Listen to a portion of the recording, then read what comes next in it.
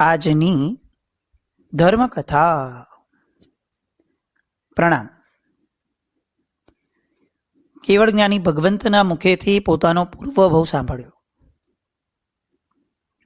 આપણને ખરેખર લાગે કે આ ભવની અંદરમાં આટલા ગુરુ ભગવંતો પાસેથી આપણે કેટલું સાંભળીએ છીએ. શ્રુત જ્ઞાનની બાબતમાં, શ્રવણની બાબતમાં આપણામાંના ઘણા એવા હશે કે જેણે બહુ સક્ષમ પુરુષાર્થ કર્યો છે. ભણવાનું, સાંભળવાનું, પ્રવચનો, ગ્રંથોને ભણવા આદિનો અધ્યયન, આટલા બધા શ્રુત જ્ઞાનના અધ્યયન કર્યા પછીથી આપણને ખરેખર એવું લાગે કે જો આપણી સામે આપણો પૂર્વભવ નથી આવ્યો અથવા આપણો વર્તમાન આવો કેમ છે એવું નથી સમજાયું ને, એટલે આપણે કેટલાક પાપો છોડી નથી શકતા. જાગ્રત થવા માટેના કારણો ઢગલાબંધ છે. શાસ્ત્રોમાં શું કીધું છે, કર્મગ્રંથ શું કહે છે, આવું કર્મ કરીએ તો શું થાય, આવું બધું ગુરુ ભગવંતોએ આપણને સમજાવ્યું છે. આપણે અબૂધ નથી, અભણ નથી. અને તેમ છતાં આપણા મનમાં એવો પુરુષાર્થ નથી પ્રગટતો. કોઈ દોષને છોડવો હોય, કોઈ એક ખોટું કામ કરીએ છીએ એવું સમજીએ છીએ અને છતાં પણ એને અટકવું હોય એનાથી, તો સત્વ નથી ઊભું થતું. સત્વ એટલે એ જોશ કે જે સમજણના આધાર ઉપર ઊભો થાય, જે તીવ્ર સંવેદનાના આધાર ઉપર ઊભું થાય, એ નથી થતું. એ આપણો અનુભવ છે. આપણામાંનું કોણ હશે કે જેને ખબર નહીં હોય કે સંસાર ખરેખર અસાર છે? ચાલો, અસાર એવા સંસારને છોડવાની બાબત તો ઠીક છે, એ તો આપણું જ્યારે સત્વ જાગશે, કૌવત જાગશે ત્યારે આપણે કરશું, અને એ તો પરાકાષ્ઠાનો ભાગ છે. એ નહીં, પણ ડગલું ભરવા માટે પણ આ ભાવના તો આપણી પાસે છે કે સંસાર અસાર છે. તો અસાર એવા સંસારમાં અગર મારી હારે કંઈ ખોટું થયું છે તો એમાં આશ્ચર્ય ન હોય ભાઈ. અસાર એવા સંસારમાં તો ખોટું જ થાય. અસાર એવા સંસારનો વ્યક્તિ એ તો સ્વાર્થી જ હોય, એમાં આશ્ચર્ય પણ શું, અને આવું થયા પછી એના પ્રત્યે આવેશ કે ક્રોધ પણ શું? આવી સાહજિક સમજણ જો કેળવવી હોય તો આપણામાં છે, એનો બેઝ છે, અને તેમ છતાં નથી કેળવાતી. આપણામાંના ઘણા એવા હશે કે જે એક લેયર ઉપર આવ્યા છે, એક લેવલ ઉપર આવ્યા છે કે જ્યાં એને એવું લાગે કે હું સામાન્ય માણસ કરતાં બેટર છું, પણ હવે વોટ નેક્સ્ટ, મારે શું કરવું એ ખબર નથી. એનામાં એક લેવલ સુધીનું સત્વ કેળવ્યા પછીનું હવે નવું સત્વ કેળવવાની વાતમાં આવે તો એને એમ જ ખ્યાલ આવે કે હવે જો આની પછીનું નેક્સ્ટ સ્ટેપ તો દીક્ષા લેવી પડે, એની કોઈ અનુકૂળતા નથી, તો એક કામ કરો, અહીંયા જ્યાં છે એ ઠીક છે. એનું ડેવલપમેન્ટ જે છે એ કુંઠિત થઈ ગયું. આવા સમયે આ જગતની અંદરમાં કેવળ જ્ઞાની અથવા જ્ઞાની એનો જે અભાવ છે ભરત ક્ષેત્રમાં, એ ખૂંચવો જોઈએ, અને બહુ વ્યવસ્થિત રીતે ખૂંચવો જોઈએ. સિમંદર સ્વામી ભગવાનનું એક સ્તવન છે, એમાં બહુ સરસ રીતે લખ્યું છે, કેવળ જ્ઞાનીના વિરહથી મનુષ્ય જન્મ એળે જાય, શુભ ભાવો આવે નહીં, શી ગતિ મારી થાય. અને આ હકીકત છે. જે ગુરુ ભગવંતો હાજર છે એના આધાર ઉપર, એમનો પુરુષાર્થના આધાર ઉપર ઘણું થાય છે, ના નથી, એમની કૃપા છે. પણ કેવળ જ્ઞાની હોત તો કેવો આંખ બંધ કરીને આમ આપણને વિશ્વાસ હોત કે એમણે કીધું છે એટલે કરી લેવાનું, ભાઈ ત્રિકાળ જ્ઞાની છે. એ નથી.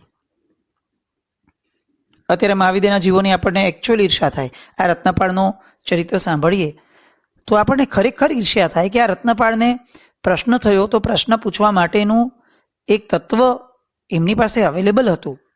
આપણને પણ એવું થાય કે આરું મારી યાર આવું કેમ થયું હશે, મારા જન્મની અંદરમાં, આ ભવની અંદરમાં મને આવું કેમ મળ્યું, મારી સાથે આવું કેમ થયું, મારા દ્વારા આવું કેમ થયું હશે, હું સમજુ છું તેમ છતાં આવું આ પાપ કરવાથી અટકતો કેમ નથી. આવા કેટલા બધા પ્રશ્નો હોત કે જેનો જવાબ કોઈ કેવળ જ્ઞાની હોત તો એ બહુ સુલભ હોત. રત્નપાળને સુલભ બન્યું, જાતિ સ્મરણ જ્ઞાન થયું. જેવું એને શ્રવણ કર્યું એટલે તરત જ એના સંસ્કારો જાગૃત થવા લાગ્યા, અને જાગૃત થતા થતા થતા મતિજ્ઞાનનું દબાણ આવ્યું, અને દબાણના આધારે પૂર્વભાવ જે છે એ છતો થયો. એટલે આપણે ત્યાં છે ને શુભ વ્યક્તિઓ માટે એક આયામ મૂક્યો છે. શું? તો કે જેટલા પણ શ્રેષ્ઠ આલંબનો આ જગતમાં છે ને, એ આલંબનોના સાક્ષી બનવાનો પ્રયત્ન કરવાનો, એના દ્રષ્ટા બનવાનો પ્રયત્ન કરવાનો, એ દ્રશ્યને જોવાનું. કેમ? એ જોતા જોતા કદાચ એવું બની શકે કે આ ભવમાં આપણને જે અનુકૂળતા મળી એનું મૂળ કારણ એ હોઈ શકે કે આપણે પૂર્વ ભવની અંદરમાં પુણ્ય બાંધ્યું છે, પુણ્ય સુકૃતથી મળ્યું હશે. અને સુકૃતો જે છે એ આરાધનાથી થાય, શુભ ભાવોથી થાય. તો જે આલંબનો છે કે જ્યાં જ્યાં સુકૃત થઈ શકે એમ છે, તે આલંબનોની આ ભવની અંદરમાં આપણે વિઝિટ કરીએ છીએ. કેમ? તો કે કદાચ એવું બની શકે કે આ જ આલંબનના આધાર ઉપર ગયા ભવની અંદરમાં મેં આવું કંઈક પરાક્રમ કર્યું હોય કે જેના આધાર ઉપર આ ભવમાં મને આવો ભવ મળ્યો. પણ આવો ઉપયોગ રાખવો પડે, આવું ફોકસ કરવું પડે કે હું મારા જાતિ સ્મરણ જ્ઞાનને પ્રેરવા માટે આવી ક્રિયા કરું છું. ફોર એક્ઝામ્પલ, પૂજા કરું છું તો મારે આવું વિચારવું જોઈએ કે મેં પૂર્વમાં ચોક્કસ ભગવાનને પૂજ્યા હશે, આ બહુમાં બહુ સારું મને જીવન મળ્યું છે. ભગવાનની પૂજા વગર તો અશક્ય છે. તો હું પૂજા કરતી વખતે આવું ચિંતન મનન કરીને મન ઉપર, મતિજ્ઞાન ઉપર થોડું જોર મૂકું કે મેં આવું પૂર્વે ચોક્કસ કર્યું હશે, તો મારી સ્મૃતિમાં એ આવે. અને આવો પ્રયાસ પણ કરવાનો, ફક્ત પ્રાર્થના નહીં, પ્રયાસ પણ. તો એના દ્વારા શું થાય? તો કે પૂર્વભવ છતો થઈ શકે. પૂર્વભવ છતો થવાથી ફાયદો શું થાય? તો કે ફાયદો એ થાય કે જે આરાધના અડધી મૂકીને આવ્યા છે, એક્ઝેક્ટ એ જ આરાધનામાં આગળ વધતા આપણી ઘણી બધી મહેનત જે અન્ય આરાધનાઓમાં કરીએ છીએ કે અન્ય ક્રિયાઓમાં કરીએ છીએ, એને એક દિશા મળે. આપણો જન્માંતરીય યોગ જે છે એ આપણને પ્રાપ્ત થાય. રત્નપાળને એ પ્રાપ્ત થયું. એને પૂર્વાપર સંબંધો જોયા કે ભાઈ મારી પત્ની તરીકે રત્નવતી જે આવી, એને અચાનક મારા પ્રત્યે સ્નેહ થવા લાગ્યો. મેં એને કહ્યું કે ભાઈ આ જ્યાં સુધી મારા માતા પિતાનું મેળાપ ન થાય ત્યાં સુધી મારે કોઈ પણ લગ્ન જીવનના ભોગ ભોગવવાની શરૂઆત નથી કરવી. આટલી બધી આકરી શરત પણ એને આટલી સાહજિક રીતે કેમ માની લીધી? કારણ કે પૂર્વભવની અંદરમાં વાત્સલ્યમયી માતાની સખી તરીકે એ મારી સાથે હતી. એણે મને આશ્વાસનો આપ્યા હતા. પૂર્વભવમાં આપેલું આશ્વાસન, પૂર્વભવમાં આપેલી સમજણો, એ આત્માને ઋણાનુબંધ સ્વરૂપે, પત્ની સ્વરૂપે અહીંયા લાવ્યા. અલબત્ત આમાં સંસાર ભાવના પણ કામમાં લાગે કે આ કેવો વિચિત્ર સંસાર છે કે જેને માતા સ્વરૂપે પૂર્વભવમાં જોઈ હતી, આ ભવમાં એ પત્ની તરીકે આવી. સંસારની અસારતાનું અંતથી વરવું સ્વરૂપ શું હોય? પણ આ સંબંધોએ જે હિત કર્યું છે રત્નપાળનું, એ બહુ મુખ્ય છે. એને પૂર્વભવમાં એને કહ્યું કે બેટા તારી મમ્મીએ કોઈ ભૂલ નથી કરી, તારી માતાએ વહોરાવ્યું છે તો એ તો સત્કાર્ય કર્યું છે, તારે એમાં આક્રોશ ન કરાય, તારે તો અનુમોદન કરાય. એના ઉપદેશને રત્નપાળે બહુ પ્રેમથી ઝીલ્યો. એના કારણે શું થયું? તો કે આ બહુમાં મહાનંદ તરીકે જ્યારે એ મળ્યા ત્યારે અકારણ એને પ્રીતિ થવા લાગી. આ અકારણ પ્રીતિ કેમ થઈ? કારણ કે પૂર્વભવમાં એ સકારણ પ્રીતિ થયેલી. એમના ઉપદેશને એમને ઝીલ્યો હતો. આપણે જ્યારે કોઈ શુભ વ્યક્તિના વેણને સ્વીકારીએ છીએ, એના વેણને આપણે સહજ રીતે આવકારીએ છીએ, આશીર્વચન ગણીને એને માની લઈએ છીએ, ત્યારે ફક્ત આપણે પુણ્ય નથી બાંધતા કે કોઈ સારું કામ થયું, ચાલો સારા વચનો ઝીલ્યા. ના, એ તો અધૂરપ છે. આપણે હકીકતની અંદરમાં એ આત્માને આમંત્રણ આપીએ છીએ, એ આત્મા સાથે સંબંધ બાંધીએ છીએ કે આવતા ભવની અંદરમાં પણ તું મને મળીશ તો હું તારી વાતને સપ્રેમ સ્વીકારીશ. જ્યારે આપણે નબળા વ્યક્તિનું કંઈક માનીએ છીએ, નબળી વાતને, ત્યારે પણ આપણે એને આમંત્રણ આપીએ છીએ કે દોસ્તો આવતા ભવમાં પણ મને મળજે અને તું મળીશ ત્યારે તું મને જે કહીશ હું સ્વીકારીશ, પણ આપણા વચ્ચેના સંબંધના પાયામાં નબળી વાત હશે, અશુભતા હશે. ફળ બંનેમાં સરખા છે. નિર્ણય આપણો છે કે આપણે કેવા વ્યક્તિઓની વાત સાંભળવી છે, કઈ વાતો સાંભળવી છે અને કોની સાથે સંબંધો રાખવા છે. રત્નપાળનું આ ચરિત્ર એ આપણને એક ઉત્તમ દિશા આપે છે કે એક વાત નક્કી છે કે કોઈ પણ વ્યવહાર વ્યર્થ નથી. મેં કોઈને થેન્ક યુ પણ કીધું છે જીવનમાં તો પણ એ વ્યર્થ નથી, મારું એની સાથે સ્ટ્રિંગ અટેચ થાય છે. પણ જો એ ખરેખર સારો માણસ છે, મને એવું લાગે કે મારે ભવાંતરની અંદરમાં આવા શુભ વ્યક્તિઓ સાથે અથવા આવી શુભતાવાળા વ્યક્તિ સાથે સંબંધ બાંધવો છે, આવા ભાવપૂર્વક મારું કહેલું થેન્ક યુ પણ મને એની સાથે જોડશે. અને એટલે આપણે ત્યાં સુકૃતનું અનુમોદન એને પણ એટલું જ મહત્વ અપાયું છે જેટલું દુષ્કૃતની ગ્રહાને અપાયું છે. સારા વ્યક્તિની સાથે જોડાણ કરવું એ આપણી આવશ્યકતા છે, એ આપણી નીડ છે. શોધવા જોઈએ, શોધીને મળી જાય તો એની સાથે વારંવાર મેળાપ કરવો જોઈએ. કોઈ પણ ભોગે એમને સાચવવા જોઈએ. કેમ? તો કે આ રત્નપાળને જેમ પૂર્વ ભવની અંદરમાં એ ધનવતી જે છે એને જે રીતે એની સાથે સંબંધ બાંધ્યો, એના શબ્દોને જે રીતે એને સાંભળ્યા, એના કારણે શું થયું તો કે સૌભાગ્ય સુંદરી પોતાની માતા કરતાં પણ વિશેષ અસર એણે આમના શબ્દોની લીધી હતી. એ આધાર ઉપર એને બીજા ભવની અંદરમાં એ પોતાના દુઃખનું વારણ બની, એના માતા પિતાને શોધનારી બની, એના મનને શાંતિ આપનારી બની, સમાધિ આપનારી બની. ધનપાળનું ધનવતી પ્રત્યેનું આ જે આકર્ષણ હતું, લગાવ હતો, એમના મુખ્યતા હિત ચિંતાની હતી અને એટલે આ સંબંધ પવિત્ર બન્યો. પતિ પત્નીનો સંબંધ હોવા છતાં પવિત્ર સંબંધ રહ્યો. આપણે આ પવિત્રતાના માપદંડો છે ને બહુ અલગ છે. આપણે એટલા બધા સ્થૂળ છીએ કે કોઈ એમ કે આ નિર્મળ સંબંધ છે તો આપણને એવું લાગે કે અચ્છા એ લોકો ભોગ નહીં ભોગવતા હોય. મુદ્દો એ નથી. બહુ ગૌણ વાતો છે. આ આશયમાં શું છે, લક્ષ્યમાં શું છે, એ બહુ મહત્વની વાત છે. ધનપાળ રત્નપાળ બન્યો અને હવે એ રત્નપાળને ધનપાળની તમામ વાતો સાંભળતા, જાતિ સ્મરણ જ્ઞાન થતા સંસારના પદાર્થો નાશવંત લાગ્યા. જીવ કેવી કેવી ભૂલો કરી શકે છે. હું કેટલો મૂર્ખ હતો કે આટલું ઉત્તમ બધું મળ્યું હતું ને તેમ છતાં મેં ગુરુ ભગવાનની નિંદા કરી. તો હવે મારું શું કર્તવ્ય છે? મારે એ કર્તવ્ય તરફ દ્રઢ થઈ અને મક્કમ નિર્ધાર કરવો જોઈએ.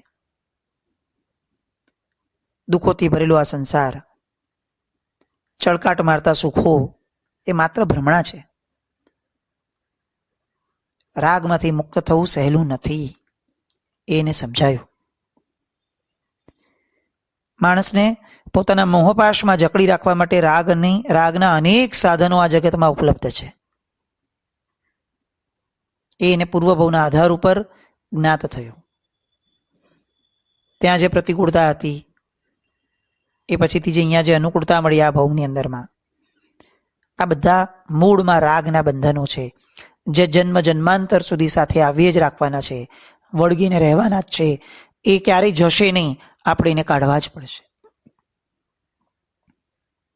અને એની સામે પૂર્વ ભવની અંદરમાં એક મહાત્માનું આલંબન શુભ લીધું તો આ ભવની અંદરમાં કેટલા બધા શુભ આલંબનો મળ્યા, કેટલા બધા શુભ ભાવો મળ્યા. કેમ? તો કે મહાત્મા જે છે એ વિરાગની મસ્તીમાં હતા. અકલ્પ્ય સુખ આપનાર તત્વ આ જગતમાં જો કોઈ પણ છે તો એ છે વૈરાગ્ય. અને કલ્પનાતીત દુઃખ આપનાર જો આ જગતમાં કોઈ એક વસ્તુ છે તો એ છે માણસની અજાગૃતિ. આ અજાગૃતિને કાઢવી એ જ ખરું અવતાર કાર્ય છે, એ જ ખરી માનવ ભવની સફળતા છે. જ્યાં સુધી આપણા જીવનમાં આ પળની જાગૃતિ નહીં આવે, જ્યાં સુધી આપણા જીવનમાં જન્મ જન્માંતરના રાગના સંબંધો પ્રત્યેનો કંટાળો નહીં જન્મે, ખેદ નહીં જન્મે, ત્યાં સુધી આપણા દ્વારા આચરાયેલો ધર્મ પણ આપણને માર્ગસ્થ બનાવી શકશે કે નહીં એ પ્રશ્ન છે. એ જયવીરાય સૂત્ર કે જેની અંદરમાં કેટલીય પ્રાર્થનાઓ કરી પણ સૌથી પહેલી પ્રાર્થના મૂકી, ભવ નિર્વેવો. ભગવાન, મને ભવનો નિર્વેદ આપ, મને આ પરિભ્રમણનો થાક આપ, કંટાળો આપ, એ પછી તું મને બધું આપશે. તારી સેવા, ગુરુ ભગવાનનો યોગ, ગુરુના વચનની સેવા, આ બધું મને પછી આપ. સૌથી પહેલા પ્રાયોરિટી બેઝ ઉપર મને એ આપ કે મને સંસારનો કંટાળો ઊભો થાય. અને આ ભાવો રત્નપાળ ખૂબ વાગોળવા લાગ્યો. ચારિત્ર ગ્રહણની ભાવના એને બહુ બળ મળ્યું. પણ સમય અને સંજોગો એને માન આપતો રહ્યો. દાનની સરિતા વહેવડાવી. દાનાંતરાય કર્મના આધાર ઉપર જે એને ભોગવ્યું છે એ એના લક્ષ્યમાં આવ્યું છે. એટલે એને હવે સમજાણું છે કે આ દ્રવ્ય જે છે એ કોઈનું સગું નથી થયું. એ ફક્ત એનું જ સગું થાય છે કે જે એને છૂટા હાથે વેરે છે, જે પકડીને રાખે છે એનો સગું નથી થતો. એક ભોજનને, એક ટંકના ભોજનને મેં પકડીને રાખ્યું હતું, એના કારણે કેવા કેવા વમળો સર્જાયા. આ બધી વાતોની ઉપસ્થિતિના આધારે હવે રત્નપાળ દ્વારા દાનની નદીઓ વહેવા લાગી. સમય પસાર થયો. રત્નવતીના ઉદરેથી પુરંદર નામનો પુત્ર જન્મ્યો. સંસ્કારી બન્યો, નમ્ર બન્યો, વિવેકી બન્યો. રત્નપાળ અને રત્નવતીએ પોતાના પુત્રને પેઢી અને ભવનનો કારભાર સોંપ્યો. સમજણો થયો, તીર્થયાત્રાએ લઈ ગયા. અને આ બધું થયા પછી રત્નવતીનો એ જે પોતે પ્રવજ્યાના માર્ગે જવું છે એની માટે રત્નવતીની આજ્ઞા માંગી. રત્નવતીની આજ્ઞા મળતા, રત્નવતીની હામી મળતા પોતાના પુત્રને ગૃહનો કારભાર સોંપી અને રત્નપાળ પ્રવજ્યના માર્ગ અંગે આગળ વધ્યા. પંચ મહાવ્રતને ધારણ કર્યા, મુનિ ધર્મને દીપાવ્યા. રત્નપાળની પત્ની રત્નાવતી એ સંયમ ધારિણી એવા ઉત્તમ સાધ્વીજીઓના સંગમાં રહે. આ કાળક્રમે એમણે પણ દીક્ષા લીધી, ધર્મ ધ્યાન કરતા રહ્યા. આ બાજુ રત્નપાળ 5 આચાર, 5 સમિતિ, 5 ક્રિયા અને 10 પ્રકારનો યતિધર્મ, આ બધું યથાર્થ રીતે સાધતા ગયા. અનેક ભવિજનોને પ્રતિબોધ્યા. ક્રોધ, માન, માયા, લોભ ઉપર વિજય મેળવ્યો. અણસણ વ્રત લીધું. સર્વાર્થ સિદ્ધ વિમાનમાં 33 સાગરોપમના આયુષ્યવાળા દેવ થયા. સાધ્વી રત્નવતીજી અનેક શાવિકાઓની સાથે પ્રતિબોધ પામી અણસણ લઈ એ પણ એ જ વિમાનમાં 33 સાગરોપમના દેવ થયા. અહીંયા જે દંપતીનો યોગ થયો હતો એ દેવલોકમાં પણ થયો. ઋણાનુબંધ. ત્યાંના દિવ્ય સુખનો અનુભવ લઈ એ પવિત્ર દંપતી મહાવિદ્ય ક્ષેત્રમાં અવતરશે, સર્વ પ્રકારની ઉત્તમ સામગ્રી પ્રાપ્ત કરશે અને છેવટે ચારિત્ર ગ્રહણ કરી અને કેવળ જ્ઞાનને પ્રાપ્ત કરશે એક જ ભાવમાં. એમના ભવ ભ્રમણના અંતને બહુ નિકટથી વર્ષે. ચરિત્ર અહીંયા પૂરું થાય, પણ આપણી વિચારણા શરૂ થવી જોઈએ.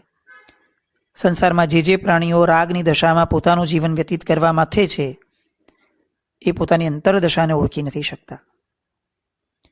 દેહના સુખ માટે જેટલો પ્રયત્ન કરીએ છીએ એના કરતાં અધિક પ્રયત્ન આત્માના સુખ માટે કરવાનો છે.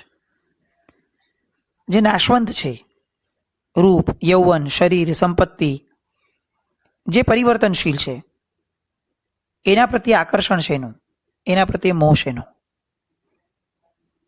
પણ આ નાશવંત અને પરિવર્તનશીલ પ્રત્યે જાગૃતિ રાખવી એ આત્મજ્ઞાનનું અજવાળું પાથરવા જેવું છે. અને જો આ થાય તો આપણા ઉર્ધ્વગમનને અટકાવવાની તાકાત કોઈની નથી. આ ભવ મોહને મારવા માટે મળ્યો છે. ત્યાગ વગર મુક્તિ નથી. ત્યાગ એ જ માનવ જીવનના કલ્યાણનો મહામંત્ર છે. અને સર્વસંગ પરિત્યાગ એ આ મનુષ્ય ભવના અંતિમ લક્ષ્ય અને અવતાર કાર્ય સમૂહ કાર્ય છે. રત્નપાળનું આ ચરિત્ર એ આપણને ખૂબ સુંદર અજવાળા પાથરે આપણી વિચારસરણી માટે. આ પૂર્વાપર સંબંધો એ સતત આપણને જાગૃત રાખે એવી શુભમંગલ કામના. આ ચરિત્ર શ્રી વિમલકુમાર મોહનલાલ ધામી એમના દ્વારા રચાયું અને એના આધાર ઉપર આપણને આ ચરિત્રના શ્રવણના લાભ મળ્યા.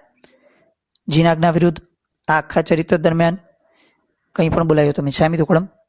જૈનમ જયતિ શાસન.